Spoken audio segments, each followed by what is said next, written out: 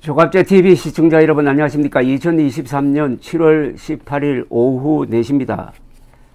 돈 한 푼 직접 받은 적이 없는 박근혜 전 대통령에게 제3자 뇌물죄 등 여러가지 교묘한 법리를 적용해 가지고 징역 22년을 선고받도록 만든 박영수 전 특별검사가 요사이 부패 혐의로 수사를 받고 있습니다.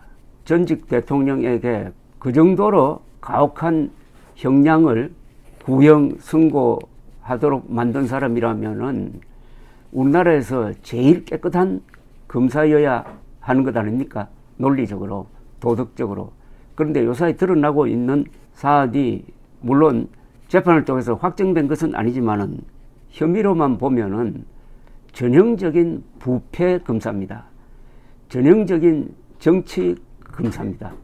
박영수 전 특별검사의 대장동 사건 50억 클럽 의혹을 수사하는 검찰이 오늘 박영수 전 특검의 딸과 부인 등에 대해서 압수수색을 했습니다.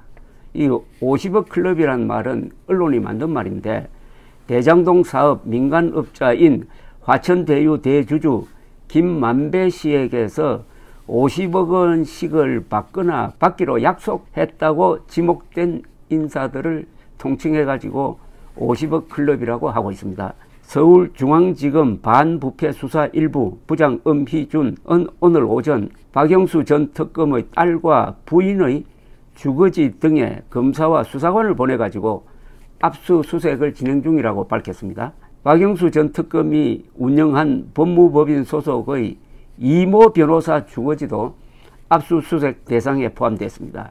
검찰 관계자는 박영수 전 특검과 그의 측근인 양재식 전 특검보에 대한 혐의와 관련해서 압수수색을 하고 있다고 밝혔습니다. 박영수 전 특검의 딸은 2016년에서 2021년 사이 화천대유 직원으로 근무하면서 연봉 6천만 원, 대여금 11억 원, 퇴직금 5억 원, 화천대유에서 분양받은 아파트에서 생긴 시세 차익 등 25억 원 정도의 금전적 이익을 받은 것으로 지목되고 있습니다. 요 2016년에서 2021년이라고 하면은 박영수 전 특검이 당시는 전이 아니라 현직 특검으로서 박근혜 전 대통령에 대한 수사와 재판에 관여하고 있던 바로 그 시기입니다. 검찰은 박영수 전 특검의 딸이 화천대유로부터 받은 돈이 박영수 전 특검이 약속받은 50억 원 중 일부일 수 있다고 보고 수사 중이라고 합니다. 이 박영수 전 특검은 우리은행 이사회 의장이던 2014년 11월에서 12월 사이에 천화동인 4호 소유주인 남욱 변호사 등 대장동 일당에게서 성남의 뜰 컨소시엄에 우리은행이 참여하거나 프로젝트 파이낸싱 대출용 여신의향서를 발급해 달라는 청탁을 받으면서 200억 원 상당과 단독주택 두 채를 약속받았다는 혐의를 받고 있습니다. 특정경제범죄가중처벌법상의 수재입니다. 그런데 이 무렵 대한변협 회장 선거에 출마했다가 낙선한 박영수 전 특검은 선거자금 명목으로 현금 3억 원도 업자들로부터 받았다고 합니다. 이와 관련하여 박 전 특검에 대해서 지난달 26일 구속영장이 청구됐으나 법원은 석연치 않는 이유, 납득할 만한 납득하기가 어려운 이유를 대면서 영장을 기각한 바가 있고 검찰은 영장 재청구를 위해서 보강 수사를 하고 있는 것으로 보입니다. 자, 세월을 좀 과거로 돌리면 2016년 12월 탄핵 소동의 와중에서 박지원 당시는 국민의당이었습니다. 국민의당 비상대책위원장 겸 원내대표는 이런 이야기를 한 적이 있습니다. 뭐라고 했느냐? 박영수 특별검사에게 어떤 경우에도 법조 인생 마지막 명예를 걸고 임명되면 철저히 수사를 하겠다는 다짐을 받았다는 놀라운 이야기를 한 기록이 구글 통해서 검색을 하면은 나옵니다. 조선일보의 관련 보도는 이렇습니다. 박지원 국민의당 비상대책위원장 겸 원내대표가 박근혜 대통령이 박영수 변호사를 특별검사로 임명한 것에 대해서 박영수로부터 철저히 수사하겠다는 다짐을 받았다는 말을 틀어놓았다는 겁니다. 박지원 위원장은 국회에서 열린 원내정책회의에서 그런 내용을 이야기를 하고 이게 언론에 공개가 됐습니다.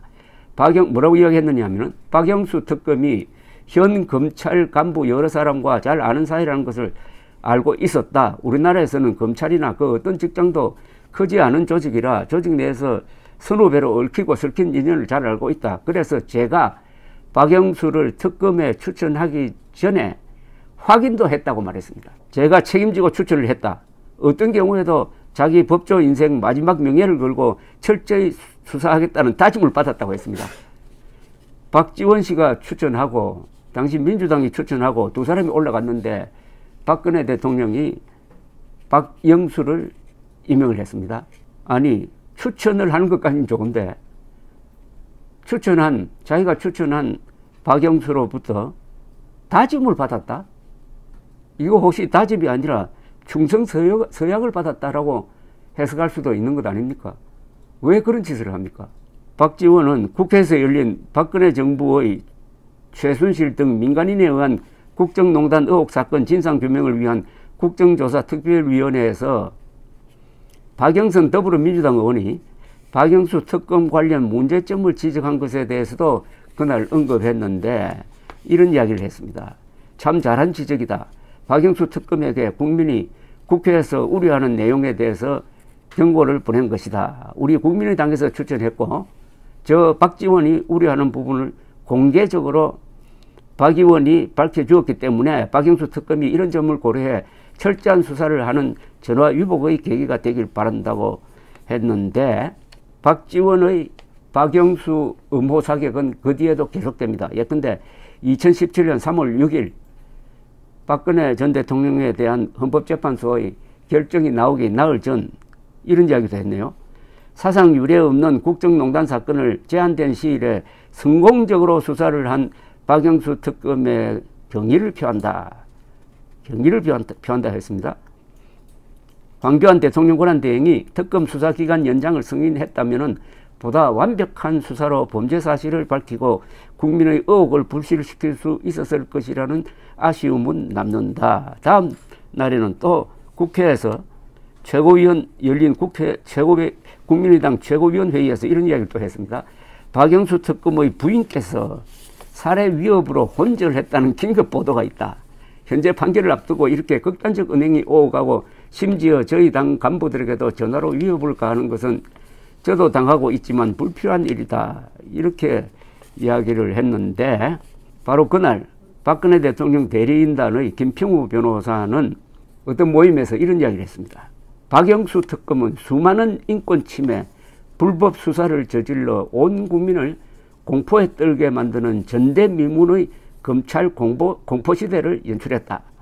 특검이 이 같은 인권 유린과 횡포를 저지를 수 있었던 이유는 특검이 야당만의 추천으로 임명되어 태생적으로 정치적 중립성을 잃었기 때문이다. 박영수 특검은 야당과 박지원의 특검이다. 야당과 박지원의 특검이다. 라고 했습니다.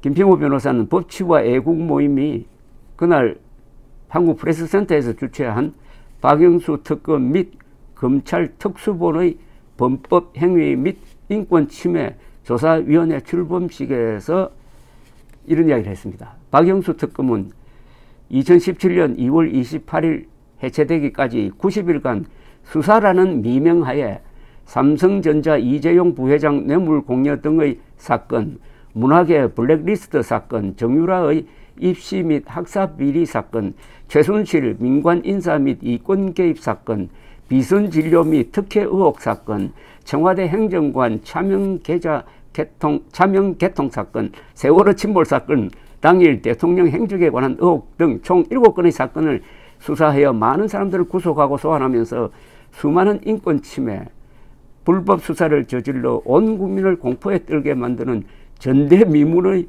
검찰 공포시대를 이 땅에 연출했다. 라면서 김평우 변호사는 지금까지 12번의 특별검사가 있었지만 유독 박영수 특검만 이 같은 인권 유린과 만행을 저지른 이유는 다른 특검들은 대법원장이나 대통령 또는 여야 합의로 임명되어 처음부터 중립적이었던 반면에 박영수 특검은 야당만의 추천으로 만들었기 때문이다. 박영수 특검은 그 출발에서부터 권력으로부터 독립된 독립검사라는 본래의 취지에서 벗어난 태생적으로 위헌적인 수사관이었다. 박영수 특검은 야당의 특검, 박지원의 특검이라고 비판을 했습니다. 이어서 박영수 특검과 이영렬 서울중앙지검 특별수사본부장의 불법 수사 사례를 조사해 기록하고 그 기록에 따라 범죄 사실을 밝혀내 처벌하여 일벌백계로 삼겠다면서 그래야 검찰이 나치의 게슈타프나 중국의 홍위병처럼 국민을 우습게 알고 마구 잡아들이며 밤샘 조사하는 횡포가 없어질 것이라고 했습니다.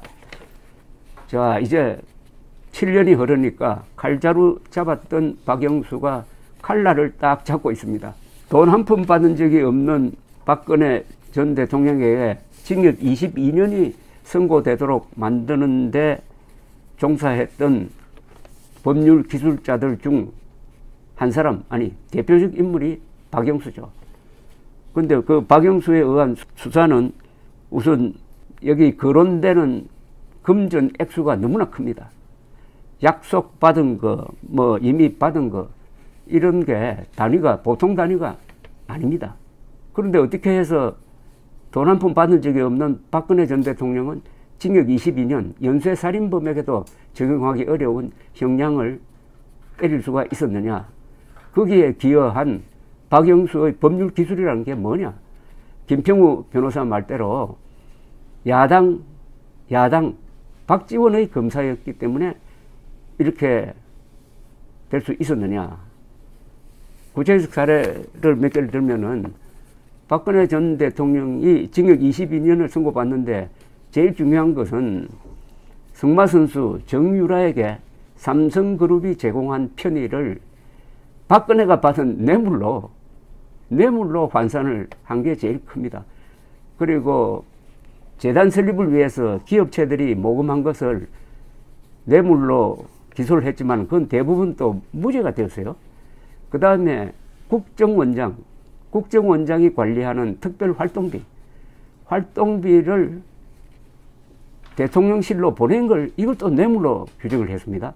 이거는 과거에도 있었던 일입니다. 과거에 다 국정원이 관리하는, 그때는 뭐 안기부, 이름이 정보부 안기부 국정원으로 바뀌었는데 국정원장, 안기부장, 정보부장은 다 대통령 직속 부하입니다. 그 사람이 관리하는 특수 목적의 활동비를 대통령에게 줘가지고 대통령실이 쓸 수 있도록 한 것은 하나의 관리였습니다.